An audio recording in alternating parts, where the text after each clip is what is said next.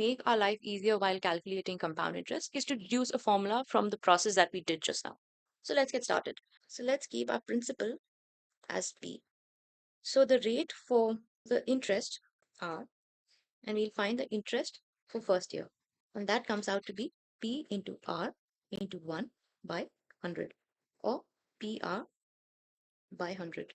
Our amount for first year will become principal plus interest, and that comes out to be E plus PR by 100.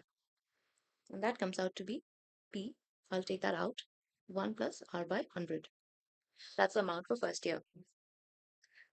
And this amount for first year will become the principal of second year. And now we'll calculate the interest for second year. And this comes out to be 1 plus R by 100 into R by 100 to 1 by 100. We can take P and R again as common by 100. And you get the value of 1 plus R by 100. So our amount for second year would be principal for second year plus interest for second year. We can calculate this as P 1 plus R by 100 plus PR by 100 into 1 plus R by 100. So we can take P 1 plus R by 100 as common from both, and this gives us 1 plus R by 100 again, which can also be written as P1 plus R by 100. As these are two values of the same values, this becomes a square. So our amount for the second year becomes P into 1 plus R by 100 whole square. So see, 2 and 2 here is common. So for n number of years, the amount at the end would be A 1 plus R by 100 to the power n into P, and the compound interest would be amount minus principal. So this gives us the rule of thumb formulas for when we are calculating amount and compound interest. And yeah, we'll use these formulas and we'll get started with some of the examples. So before we move on to our examples, I would like to talk about some nitty-gritties that come with different kinds of rates and times and different kinds of scenarios in which we need to calculate our compound interest. So we'll talk about those scenarios and then we'll try and do some examples based on those scenarios, so everything becomes a lot more clearer. Okay, so first we'll talk about rate compounding annually, half yearly, and quarterly. So let me explain this through a simple example. So let me first explain you the point of conversion period. So this is a time period after which the interest is added each time to form a new principal. Right. So for compounded annually, our conversion period is 1 year. So compounded annually, conversion period is 1 year. For half yearly, it's 6 months. And for quarter, we have 3 months. Let me explain this through an example. So say if the rate per annum is 10%, if it's compounded annually, the effective rate would be 10%. If it is half yearly, the effective rate is 10 by 2% or 5%, because we have half conversion period. And for quarter, we have 10 by 4% or 2.5%. So that is how we work out these rates based on whether it is said annually, half yearly, or quarterly. Well, let's do an example based on this. So this question asks, what amount is to be repaid on a loan of 10,000 rupees for 1.5 years at 10% per annum, compounded half yearly?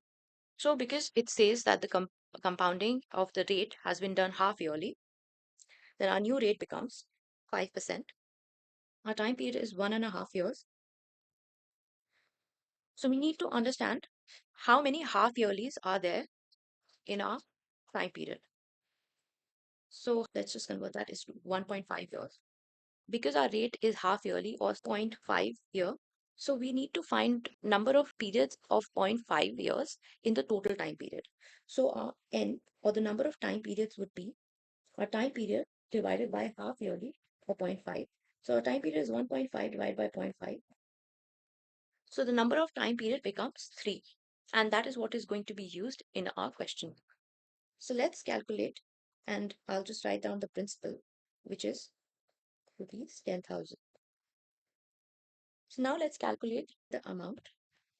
and that is principal plus 1 plus r by 100 to the power n. So our principal is 10,000.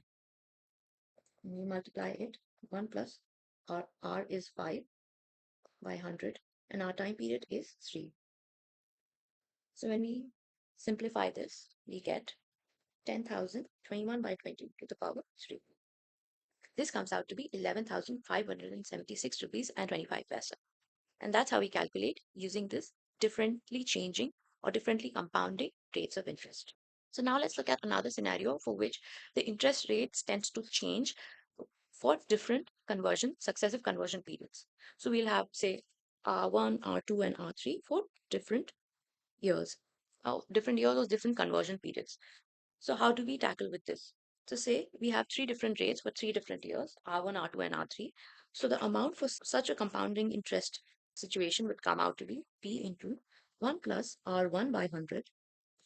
And instead of putting a different time period and putting a power of n to it, we'll just write down 1 plus R2 by 100 and 1 plus R3 by 100, and so on and so forth for different kinds of rates for different conversion periods. And our compound interest would be amount minus principal. So let's do a simple example for this. So how much will 25,000 rupees amount to in 2 years at compound interest if the rates of successive years are 4% and 5%? So let's do this example based on the rule of thumb, or say the formula that we just derived. So let me just write down principal amount as 25,000 rupees. N is 2 years, but that doesn't really matter because we are not going to use that. Our rates are R1, which is 4%, and R2, which is 5%, and this is compounded annually.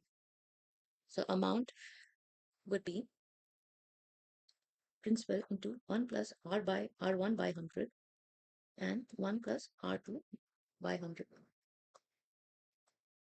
25,000 rupees into 1 plus 4 by 100 plus 5 by into 1 plus 5 by 100. We'll simplify this to get rupees 27,300.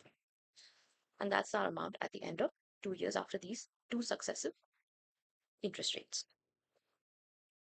So let's do this question where we need to compute the amount of compound interest on 10,000 rupees, which is compounded annually for 2.5 years at 4% per annum interest. So let's get started with the first period. So we'll take n equal to 2 years. Our interest rate R is 4%, and our principal is rupees 10,000.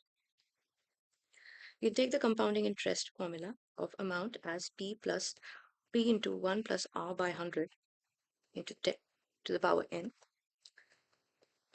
Let's substitute the values. We get 1 plus 10 by 4 by 100 power 2. This can be simplified too. And the final amount after 2 years comes out to be rupees 10,816. Now this is for 2 years. As a placeholder, I'll write 2 years over here. So this will be the principal for the third year. We already have the rate of interest as 4%. And our time period, or T over here, becomes 0.5 or half years. So let's calculate the interest in the half of the period, PRT by 100, and that comes out to be 10,800 plus 16 into 4 into 0.5 divided by 100, which comes out to be rupees 216.32. So amount after 3 years, after 2.5 years, would be principal for the third year plus the interest, and that comes out to be 10,816 plus 216.32 rupees, and the final value comes out to be rupees 11,032.32. So when we find the compound interest after 2.5 years, we get the amount we have after 2.5 years minus the initial principal, which is P, and that is 11,032.32 minus 10,000 rupees. And the final answer comes out to be 1,032.32 rupees. That is our compound interest for this period. So in this question, it asks, in how many years will 4,000 rupees amount to 5,234 rupees compound interest of 10% per annum rate? So for this, we have to find the time period. We have the amount as rupees 5,324, our principal as 4,000 rupees, and our interest rate R as 10%. We need to find the time period N. So we know the formula, amount is equal to principal into 1 plus R by 100 to the power N. Our amount is 5,324. Principal is 4,000 rupees plus 1 plus R is 10% by 100 to the power N. Now we'll solve for this. So this becomes 5,324 by 4,000 equal to 1 plus 100 by 10. 100 by 100 to the power N. You can cut off the zeros here. Then we have 11 by 10 whole to the power N can be written as 1,331 divided by 1,000. And we know that that's the cube of these numbers. So 11 by 10 to the power N is equal to 11 by 10 to the power 3. So this implies that N is equal to 3. So the number of years that need the amount 4,000 needs to be compounded to get to 5,324 is 3 years. Let's move on to a final question, which says that Ashma borrows 12,500 rupees at 12% per annum interest rate for 3 years at simple interest, and Radha borrows it the same amount, 12,500 rupees, at 10% per annum interest rate, compounded annually for the same 3 years. So we need to find out who pays more interest and by how much. So we'll just divide this into two parts. So we have Ashima and then we have Radha. We'll calculate for both of them separately. So let's first work on Ashima's interest. So we have the principal over here as rupees 12,500, our rate of interest as 12%, and our time period N is equal to 3 years. So Ashima does that for simple interest, and Radha does that compounded annually. So our simple interest would be calculated as PRT by 100, or 12,500 into 12 into 3 by 100. So our simple interest comes out to be rupees 4,500. Let's calculate the interest for Radha. So our principal is again rupees 12,500. Our rate, however, changes to 10%. Our time period is 3 years. So let's calculate for compounding annually P plus into 1 plus R by 100 whole to the power N. That is 12,500 into 1 plus 10 by 100 whole to the power 3. And this can be calculated as 12,500 into 11 by 100, sorry, 11 by 10 to the power 3. And this comes out to be rupees 16,637.50. So our compound interest would be amount minus principal, that is 16,637.50 minus 12,500. And this comes out to be 4,137.50. So Ashima has paid more interest than Radha, and the more interest she paid was the simple interest 4,500 minus 4,137.50, and this comes out to be rupees 362.50. And that's how we solve it. I hope you liked the video. If you like our content, please don't forget to like, share, and subscribe, and check out all the info about the sessions in the description.